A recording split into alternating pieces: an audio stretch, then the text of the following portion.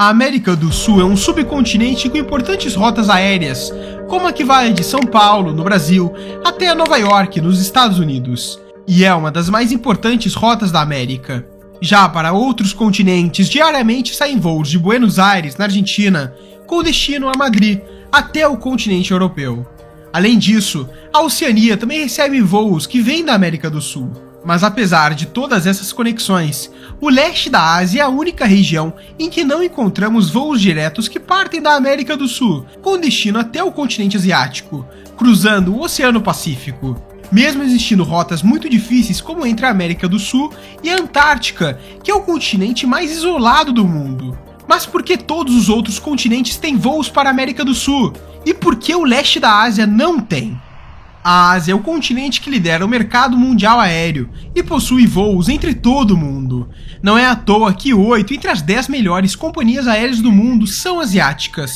E também 4 entre as 5 rotas aéreas mais movimentadas do mundo fazem partida ou têm destino ao continente asiático, sendo eles os voos que saem de Cairo, no Egito, com destino a Jeddah, na Arábia Saudita, ou o voo de Dubai até Riad, a viagem entre Dubai e Londres, e o voo que vai de Kuala Lumpur, na Malásia, até Singapura. Mas mesmo liderando o mercado aéreo, não existem voos diretos pelo Pacífico entre a Ásia e a América do Sul.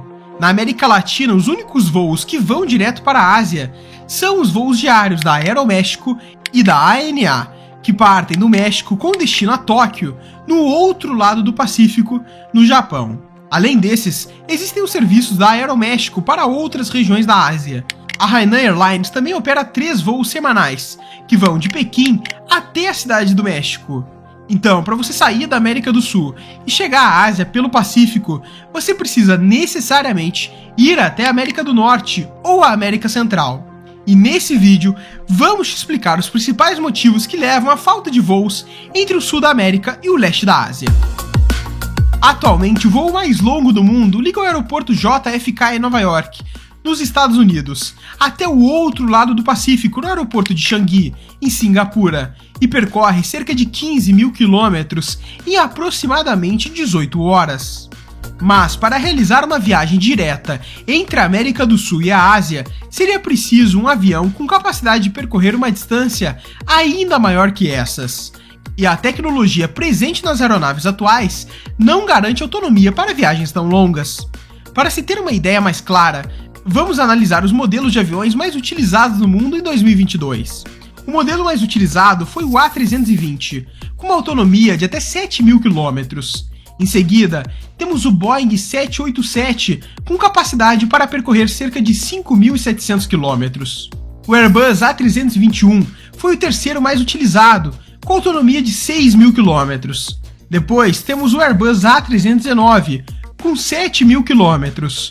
Logo após vem o Boeing 737-700, com autonomia para 6.300 km.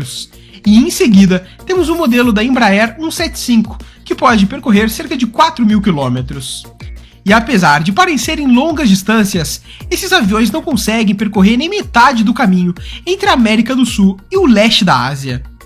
E o maior problema das viagens entre as regiões é realmente a distância. Para entendermos melhor, vamos colocar isso em 2 mapas na tela. O primeiro é o mapa mundi, como estamos acostumados a ver, e está em vermelho. E o segundo, que está em amarelo, é o mapa mundi invertido, que nos ajuda a enxergar os extremos opostos do planeta. Observando as partes amarelas desse mapa, percebemos que a América do Sul está no extremo oposto da Ásia, com cerca de 17 mil quilômetros, separando as duas regiões. Estamos falando literalmente do outro lado do mundo. Por exemplo, o Chile está no extremo oposto da China, a Colômbia é o extremo oposto da Indonésia, e o extremo oposto de São Paulo fica no Japão. Então, é de se imaginar que a distância entre as regiões dificulta muito o acesso a voos diretos entre os continentes, até porque hoje em dia, apenas o Airbus A350-900 XWB Ultra Long Range possui autonomia de voo para fazer uma viagem direta entre a América do Sul e a Ásia, pois o modelo recebeu adaptações que permitem que ele voe até 18 mil quilômetros. Mas a ideia de desenvolver tecnologias que permitam essa viagem não parece ser muito vantajosa para as companhias aéreas. Então, voos entre a América do Sul e a Ásia são quase impossíveis de acontecer diretamente. Então, se pegássemos um avião A350 e tentássemos ir da América do Sul até a Ásia com ele, pelo Pacífico, isso definitivamente não iria acontecer. O avião iria afundar no caminho. E isto fica pior ainda porque existem poucas terras entre a América do Sul e a Ásia através do Pacífico, o que dificulta pontes aéreas e aumenta as dificuldades dos pilotos em situações que precisam realizar um pouso de emergência. Outro fator que dificulta viagens pelo Pacífico é a questão da curvatura da Terra. Na linha do Equador, a largura da Terra é maior do que nos polos, e por isso voar em direção aos polos é uma distância menor do que voar em direção em linha reta. Então, seguindo pelo Pacífico, a viagem seria mais longa ainda.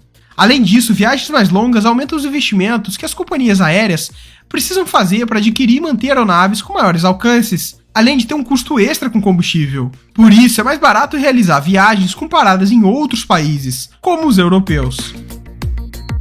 Atualmente, as principais rotas entre a América do Sul e Ásia fazem escalas em cidades europeias como Madrid, Paris, Londres e Amsterdã, mas também é possível fazer escalas em cidades da América do Norte, como Miami e Nova York. A distância entre a América do Norte e a Ásia é cerca de 42% menor que a distância entre a América do Sul e a Ásia, e isso facilita as viagens. Além disso, as viagens entre as regiões podem utilizar rotas alternativas, como os voos polares, que podem encurtar distâncias e economizar combustível. O hemisfério norte está mais próximo do polo, então os continentes que mais usam essa alternativa são justamente a Ásia e a América do Norte. A companhia Emirates Airlines, por exemplo, voa em rotas polares sem escalas, entre Dubai, nos Emirados Árabes, até Seattle, nos Estados Unidos. Um exemplo de como os voos polares podem beneficiar as companhias aéreas e os passageiros é observado nesse mapa, que mostra a rota entre Nova York e Hong Kong. A linha verde mostra a rota original, com 15 mil quilômetros. Já a azul mostra a rota Polar 2, criada em 2001, e reduz em mais de 2 horas a viagem. Além disso, as companhias aéreas não têm tantos incentivos em operar voos diretos da América do Sul para a Ásia devido à baixa demanda, em comparação com outros destinos, como as viagens entre as regiões da Ásia-Pacífico, que inclui grande parte da Ásia Oriental, Sul e Sudeste da Ásia, além da Oceania. Essa região, também conhecida como a PAC, abriga cerca de 60% da população mundial, e sua demanda por rotas aéreas aumenta cada vez mais. Em 2022, a rota mais utilizada na PAC foi entre Hong Kong e Taipei, capital de Taiwan. A rota possui mais de 1.000 voos semanais. A segunda rota mais popular é entre Jakarta, na Indonésia, até Singapura, contando com mais de 700 voos semanais. Pela alta demanda, essas rotas costumam ser mais procuradas pelas companhias aéreas, já que dão maior retorno financeiro. Mas a questão da demanda também influencia outras rotas aéreas. As rotas que saem da Ásia, vão para o México e depois da América do Sul têm uma demanda muito baixa, uma média de 22 voos semanais em 2020, o que corresponde a pouco mais de 2% dos 1.000 voos que são realizados pela principal rota da Ásia. Ok, a América do Sul e a Ásia podem não ter muitos voos comerciais, e exportam e importam muitos produtos, então é de se imaginar que uma rota direta entre as regiões também traria lucros para as operadoras. Por exemplo, o Brasil possui grandes parceiros na região da Ásia-Pacífico, como a China, o Japão, a Coreia do Sul e a Índia. Mas o principal meio de transporte brasileiro para fazer conexões com essas regiões é o marítimo. Para fazer transações comerciais com o Japão, uma das rotas mais utilizadas é via Oceano Pacífico, rota que segue geralmente a costa sul da América do Sul e passa por portos importantes como Valparaíso, no Chile, e Calão, no Peru, antes de atravessar o Oceano Pacífico e chegar aos portos importantes da Ásia, como Xangai, Hong Kong e Singapura. Outra opção de rota é sair da costa brasileira e seguir pelo Oceano Atlântico em direção ao Oceano Índico, até chegar à Ásia, cruzando os mares presentes entre a Austrália e a Indonésia. Essa rota é utilizada pela Vale do Rio Doce, por exemplo, uma grande fornecedora de minério de ferro para a China.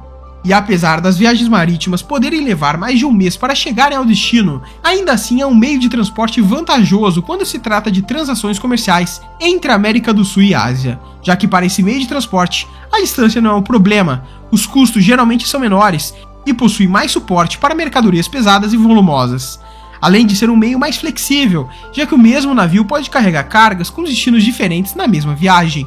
E esses são os principais motivos que levam à falta de voos diretos entre a América do Sul e a Ásia.